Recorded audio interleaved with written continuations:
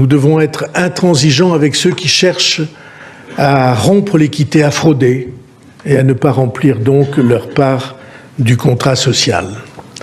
Nous accentuerons la lutte contre la fraude en améliorant la détection des fraudes et surtout le recouvrement de ces fraudes et des amendes. Ah, c'est bizarre, parce que lui, toute fraude, sociale, fiscale confondue, il met ça à 2,3 milliards de plus cette année. Les calculs sont pas bons, Kevin. Il y a quelques semaines, on avait aussi parlé de la taxe Zuckman. Comment elle fonctionne et combien elle pourrait rapporter. Attac a fait un travail d'économiste sérieux et a ainsi sorti ces chiffres qui montrent que des alternatives crédibles à l'austérité bayrousienne sont possibles. Et il y a quelques mois, on vous avait parlé de cette commission d'enquête au Sénat sur les aides publiques aux entreprises. Alors, ces 211 milliards, ils viennent de là.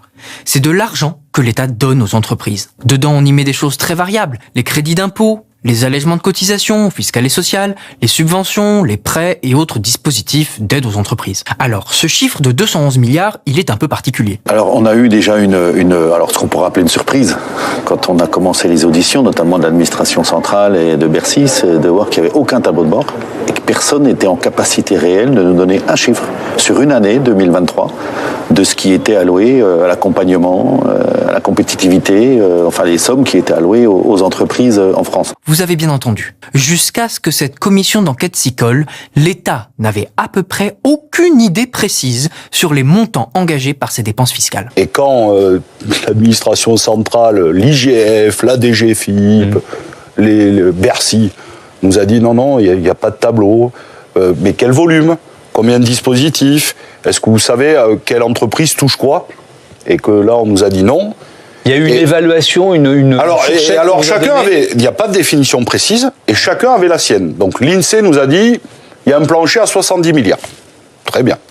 Après, il y a le président de la République qui a fait une allocution télévisée il y a quelques semaines. Lui, il a avancé le chiffre de 98 milliards. Éric Lombard vient et nous dit, donc, moi je connais le chiffre, 150. Ces situations sont extrêmement problématiques. On dégrève pour des centaines de milliards par an.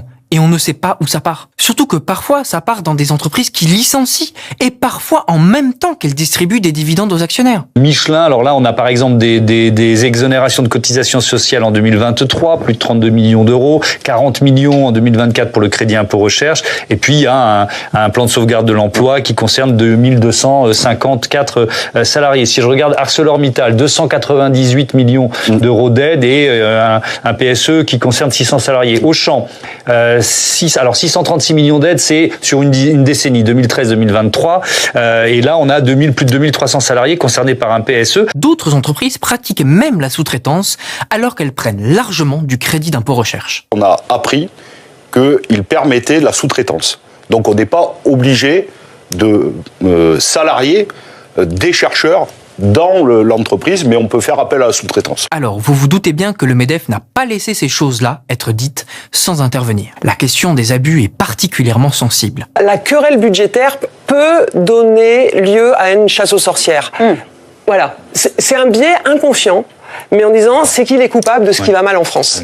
Et donc c'est là où il faut être très vigilant, parce qu'il ne faut pas confondre la bonne question qui est posée et les premiers éléments de réponse que c'est dans ce maquis, mais comment voulez-vous qu'on s'en sorte de la redevabilité vis-à-vis des Français? C'est tellement opaque, il y en a tellement, on ne sait plus qui contrôle quoi et comment c'est fait.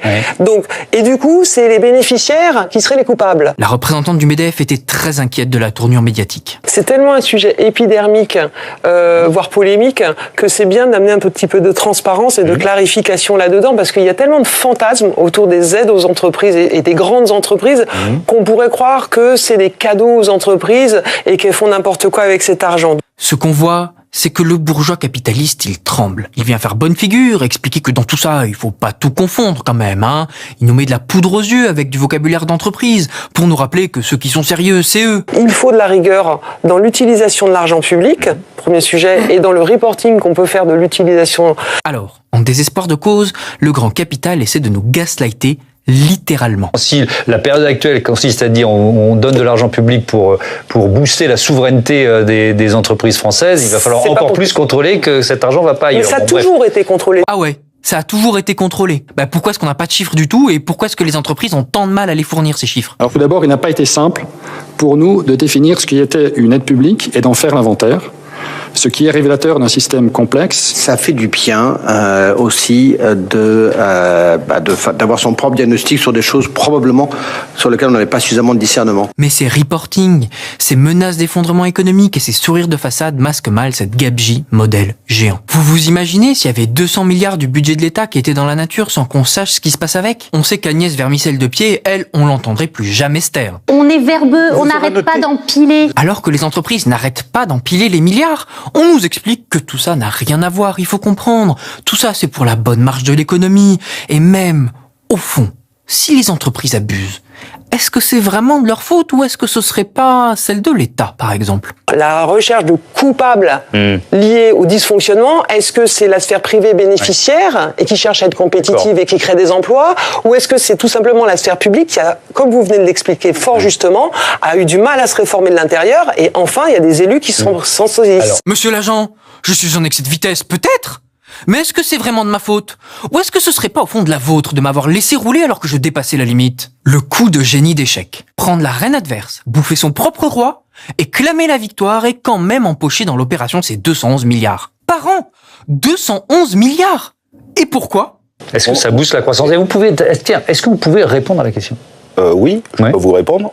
Personne n'en sait rien. Même le MEDEF le dit. En effet, c'est extrêmement difficile d'évaluer l'impact, c'est tout le cœur du débat, l'impact réel d'une politique. Faut voir le tableau quand même. Parce que si le MEDEF avait un seul chiffre, même vieux, même tout pourri, même inventé, ils l'auraient utilisé. Alors s'ils disent qu'ils ne savent pas évaluer l'impact réel, le pire est à craindre.